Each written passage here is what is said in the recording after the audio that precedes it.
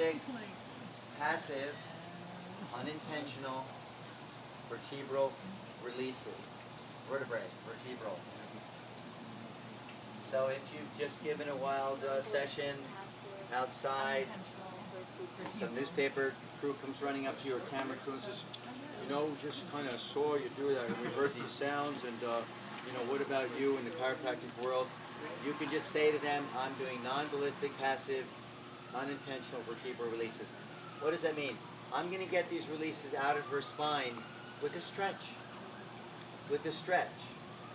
Okay? So how does it go? First of all, we loosen the receiver up a little bit. So we're going to do the one underneath it actually first. You instruct the receiver to interlace their fingers behind their neck. And this one is all about, the operative word is balance.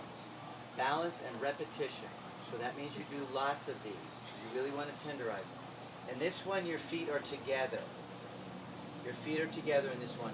In the thoracic release, your feet are very wide apart. But in this preparation, they're together. And then you calibrate yourself. You have to figure that out. And I reach around underneath here, and I gently place my knees in her back. And what it is just many of these, where you just lean forward and bring her back, never forcing it. She's using me for balance. I'm using her, and I'm moving my knees to different locations. They're essentially touching together, my knees, or at least my thighs are. And I'm preparing Muriel, sometimes sustaining it. Now what you see in Thailand many times, what I don't like, is that they will go from this position and they will go all the way back onto their back, and you will be bridging right on top of their legs as they're laying down. And you see more often than not the people escaping from that because they're not prepared for it or anything like that. Right from this position, they'll go all the way back and take the person with you. We're never going to do that. And what I'm doing here is just tenderizing Muriel. When I get to the shoulder blades, sometimes I'll open my knees up and bring her shoulder blades together. And several times. So the operative word is repetition here, and also balance. Okay, and I've prepared her with this. Just preparing her at different locations. Okay, even going back up again, micro adjusting your knees. I also like to prepare. Where's the bridge, you guys? In there, the full bridge? We know? It's on page 97. Okay, so I'm going to come right to the full bridge also, you guys, because I really want to prepare her. And I'm going to instruct you to please extend your legs forward. And then, all I want to remember is not to drape her over my knees. And I put one hand on her chest, and I support her neck with the confidence of holding an infant. And then I let her know that every millimeter she's taken care of. She can let go here. You can let go, I got you. You can let go, I've got you. You let her know that she is completely taken care of, all the way down like so. Now in many cases, my friends, this stretch is a little too much for some people, maybe not for Muriel. So it's always nice to have a pillow close by. Could I have that pillow there, Heidi?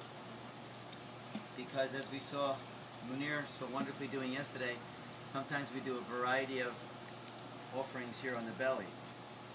Right now though, I'm going to gently put her arms into a cross position, and I'm going to reach across, and I'm going to shimmy her. I'm going to shimmy as if I'm suggesting I've located where you're kind of holding. Can I get you to let go? Okay, just like that. Okay, nice little offering like that.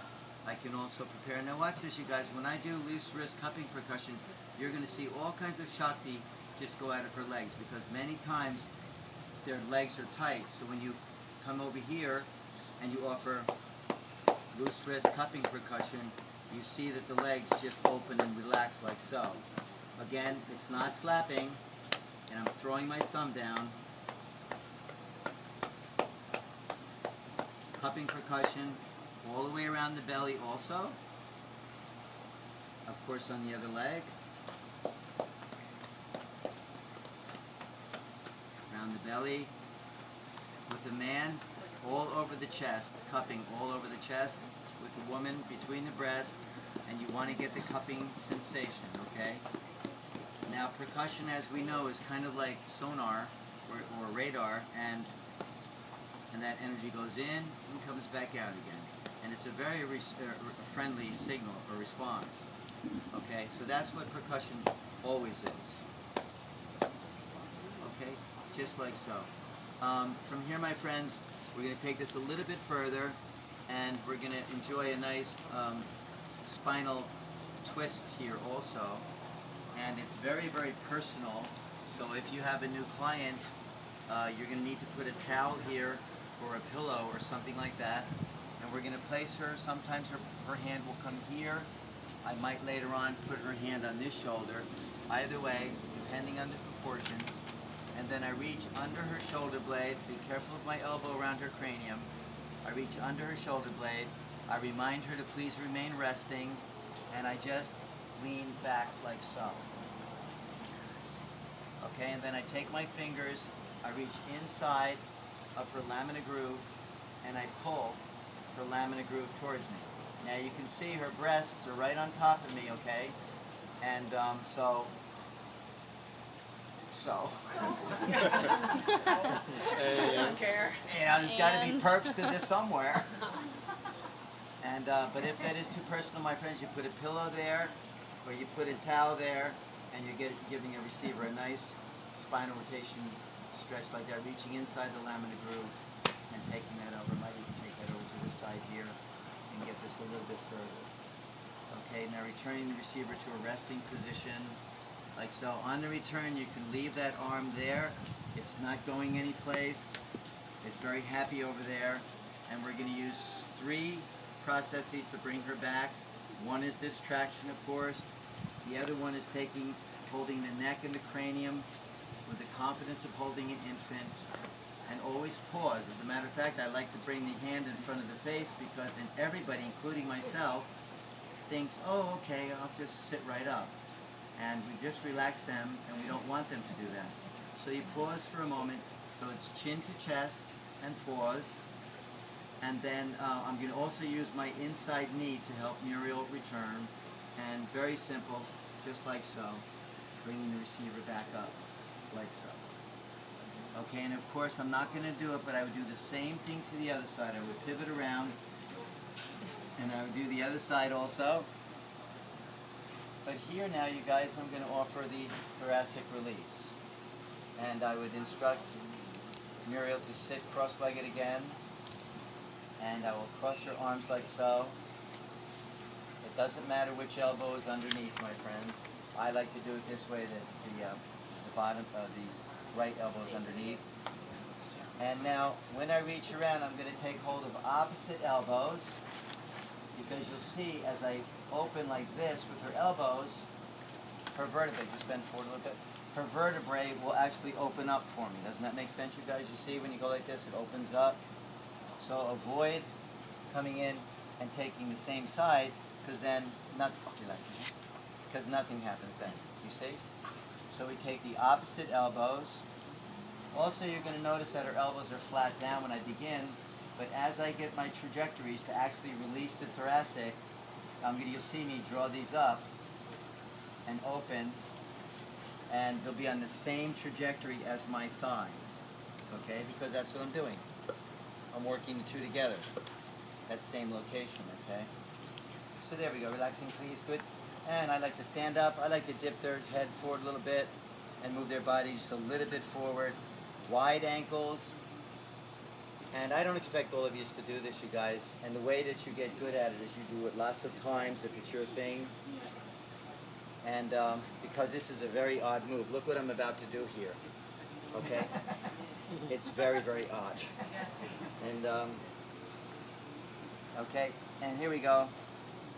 Get calibrated a little bit. And I'm going to bend down, put my knees together. And it all begins by asking Muriel to rest her head on mine. I'm going to put my forehead on her C7, and I'm going to ask her to take a deep breath and to go to sleep. Don't press against me now, just go to sleep. Okay, good. And again, nice deep breath.